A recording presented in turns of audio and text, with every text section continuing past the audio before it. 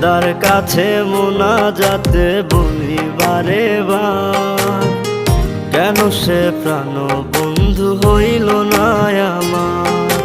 খোদার কাছে মোনাজাতে বলি বারে বার, কেন সে প্রাণ বন্ধু হইল না আমার। নই কি আমি তার যোগ্য, নাকি আমার এমন ভাগ্য, এত ব্যথা সইতে আমি পারবো না যে আর।